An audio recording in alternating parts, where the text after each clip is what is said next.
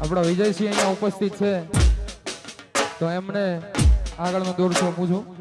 એકવાર જોરથી માં અંબાનો જયકારો કરીએ. બોલીએ શ્રી અંબે માત કી.